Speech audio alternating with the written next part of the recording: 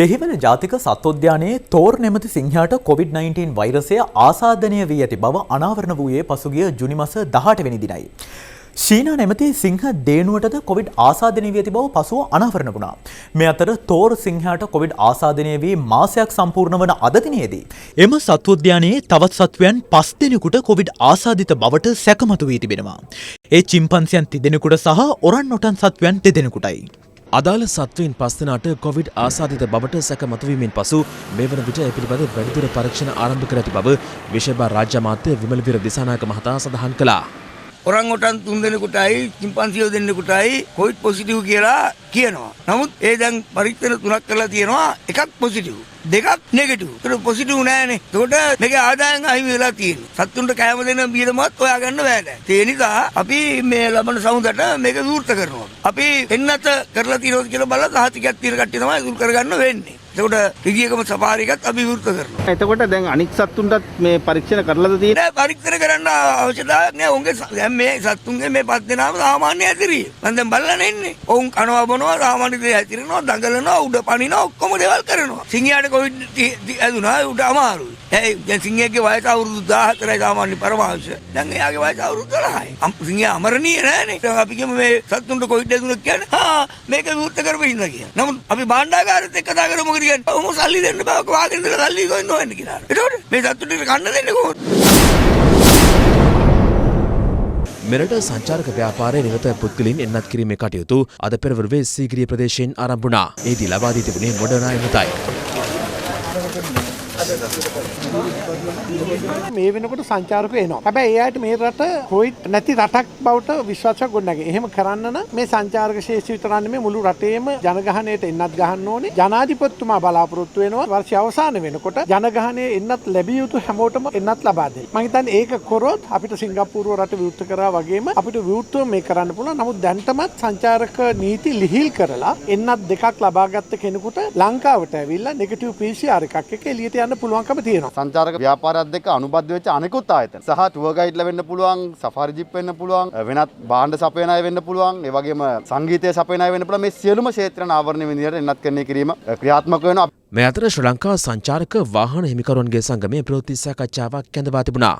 Leasing company මේ වෙනකොට ඉතා අසාධාරණ විදියට කළු කඩ ව්‍යාපාරයක් විදියට අපේ 11.5ක පොලියක් අපේ ණය වර්ගවලට එකතු කරලා තිනවා. මේ වෙනකොට මේ සංචාරක ව්‍යාපාරයේ නියුතු වාහන හිමිකරුවන්ගේ පුංචි දරුවන්ගේ බෙල්ල මිරිකලා වාහන පැහැර ගන්න තත්ත්වයට පත් වෙලා තිනවා. මේ ආණ්ඩුවට දැඩිව කියනවා ලක්ෂ 22ක් වෙච්ච ජනතාවක් ඉන්නවා සංචාරක ක්ෂේත්‍රයේ. සංගම් 63ක් තියෙනවා. කිසිම හේතුවක් නිසා අපිව පාරට බස්සන්න එපා. අපි ආණ්ඩුවට ලබා දෙනවා ලබන මාසේ 9 වෙනිදා වෙනකන් කාලය.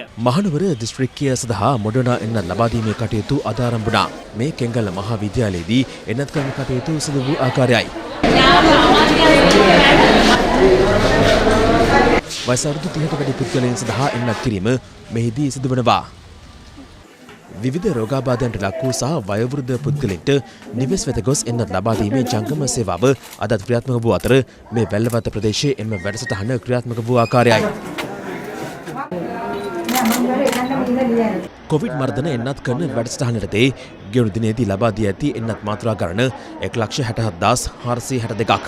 මේ යටතේ පුද්ගලයන් 1,54,962 දෙනෙකුට සයිනෝෆාම් එන්නතේ පළමු මාත්‍රාව ලබා දී තිබෙනවා. එහි දෙවන මාත්‍රාව ලබා දුන් පුද්ගලයන් සංඛ්‍යාව 11,540ක්.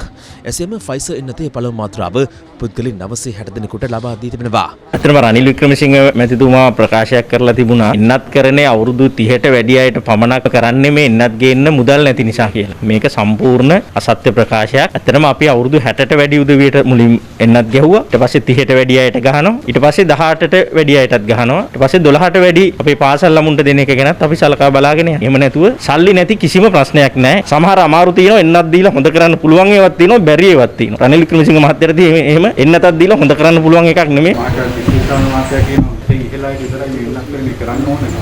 මේක මේ හැමෝටම ඉන්නත්කරණය කරන්න ගිහින් මුල්ලේ මේ වශයෙන් මේ ලබා ගන්න තියෙන වාසය නිසා මේ සිදු කරනවා කියලා. අපි දන්නවා වැඩිහිටි අයට ඒ වගේම ඉදිරිපෙළ සෞඛ්‍ය සේවකයන්ට වෙනත් රෝගාබාධ තියෙන අයට ප්‍රමුඛ ස්ථාන දෙනවා. නමුත් අනෙත් වයස් කාණ්ඩ වල අයටත් ක්‍රමානුකූලව එන්නත් ලබා දීම කරනවා. ඒක ඇමරිකාවේ වුණත්, යුරෝපයේ වුණත්, වෙනත් රටක වුණත් ඒක තමයි සාමාන්‍ය ක්‍රියාපටිපාටි. ඒ සඳහා ලෝක සෞඛ්‍ය සංවිධානය විසින් මාර්ගෝපදේශයක් ලබා දීලා තියෙනවා. ඉතින් මහාචාර්ය තිස්ස විතාරණ මැතිතුමා ඒකට එකඟ නැත්තම් මං හිතන්නේ තුමා ඒක ලෝක සෞඛ්‍ය සංවිධානයට දැනුම් දුන්නා නම් තමයි හොඳ.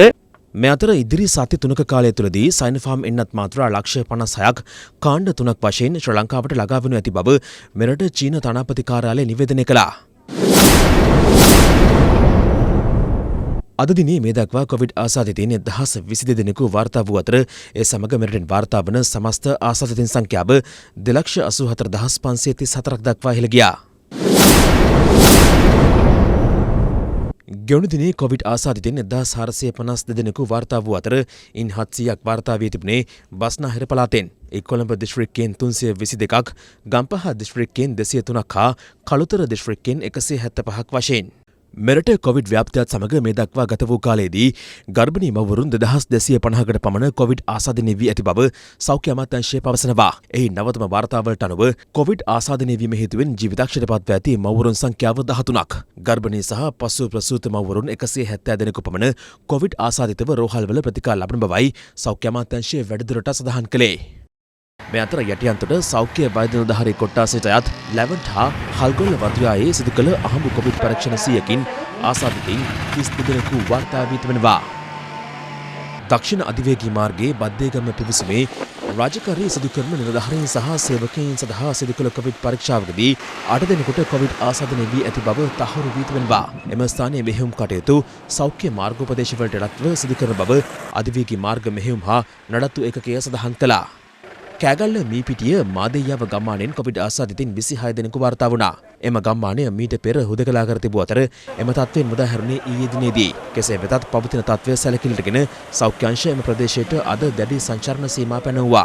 දැන් දෛනිකව ඩෙල්ටා ප්‍රභේදය ආශ්‍රිතව රෝගීන් කිහිප දෙනෙක් වාර්තා වුණත් සෞඛ්‍ය බලධාරීන් මේ සම්බන්ධව අදහස් දැක්වීමෙන් වැළකී ඉන්නවා. ඒ වගේම දෛනිකව වාර්තා වෙන රෝගීන්ගේ සංඛ්‍යාව කෘතිම අඩුවක් අපිට පෙන්වන්න කියන එකත් අවධාරණය කරන්න ඕන. ඒ වගේම දෛනිකව සිදුවන මරණ තමයි හොඳම චිත්‍රය මේ ආසාදනය පිළිබඳ අපිට අදහසක් ගන්න. මේ මරණවල කිසිදු අඩුවීමක් සිද්ධ වෙලා නැහැ. 30ත් 50ත් අතර සංඛ්‍යාවක් දෛනිකව COVID-19 ආසාදනයෙන් මිය යනවා. කෙසේ වෙතත් ඩෙල්ටා ප්‍රභේදය ඉදිරි දින කිහිපයේදී ලංකාවේ ප්‍රමුඛතම ප්‍රභේදය බවට පත් වුණොත් මීට වැඩිය ව්‍යසනකාරී තැනකට යන්න පුළුවන්. මේ අතර මුලතිව් නයාරු සංචාරක දීවර ගම්මානයේ සංචාරණය සීමා කර ඇති හේයින් දීවර කටයුතු සඳහා හලාවත හා මීගමුව ප්‍රදේශවල සිට පැමිණි තමන් දැඩි අපහසුතාවට පත් ඇති බව එම දීවරයින් චෝදනා කරනවා. අපේ ප්‍රශ්න විසඳගන්න අපට ඕනේ රස්සාව. මේ ළමයි වරගෙන අපිට අපි ගම් ඇරලා මේ ගම්කට ඇරලා කියලා හොයාගන්න. මේ ළමයට සනීප වුණත් අපිට යන්න බෑ. මේ පාර වල තියෙනවා අපේ රස්සාව වල තියෙනවා. අපේ දරුවෝ ඔක්කොම ඉන්නේ ගමේ. ඕන්ට ඛණ්ඩ සල්ලි කීයක් හරි යවා ගන්න, ණය ටික ගෙවා ගන්න, සමිති ණය ගෙවා ගන්න අපිට කර කියා ගන්න දෙයක් නැතුව අපි අසරණ වෙලා. මේ අතර පෞද්ගලික බස් රථ සේවකයන් සඳහා රජය මාසිකව දීමනාවක් ලබා දිය යුතු බව සමස්ත ලංකා පෞද්ගලික බස් රථ හිමියන්ගේ සංගමය පවසනවා. මේ කාල පරිච්ඡේදයන් තුල අපේ සේවකයන්ට රැකියාව අහිමි වීම හේතු කොටගෙන රජය කිසිදු සහනාධාරයක් ලබා දුන්නේ නැහැ. ශ්‍රී ලංකම සේවකයන්ට වැටුපක් දෙනවා වගේම පෞද්ගලික බස් රථ සේවකයන්ට මාසිකව රුපියල් 15000ක මුදලක් මාස දෙකකට වත් ලබා දෙන්න කියලා අපි ඉල්ලා සිටිනවා. රජය සහනාධාරයක් දෙන්නේ නැත්නම් මේක පවත්වාගෙන යන්න අපිට තියෙන එකම විකල්පය තමයි ගාස්තුව වැඩි කිරීම. ඒක අනිවාර්යයෙන්ම ඉදිරි කාල පරිච්ඡේදයේ සිද්ධ විය යුතුමයි. මේ අතර හෙට දිනේ සිට එංගලන්තයේ සහ ස්කොට්ලන්තයේ සියලු කොවිඩ් මාර්ගෝපදේශ ලිහිල් කිරීමට අග්‍රාමාත්‍ය බොරිස් ජොන්සන් පියවරගෙන තිබෙනවා. ගෝලීය වසංගතය හමුවේ අභියෝගාත්මක තීරණයකට ලැබෙමින් එරට අනිවාර්ය කර තිබූ මුව ආවරණ පැළඳීම්, සීමා කර තිබූ ජනතා එක්රැස්වීම්, රාත්‍රී සමාජ ශාලා, ක්‍රීඩා සංදර්ශන, අවන්හල් ඇතුළු සියලු අවස්ථාවන් සඳහා පැවති සීමාවන් හෙට සිට ඉවත් කරනු ඇති. කොවිඩ් ආසාදිතයින් සහ නිරෝධායනයට යොමු කර සිටින පිරිස් පමණක් සමාජ දුරස්ථභාවය පවත්වා ගත යුතුයි.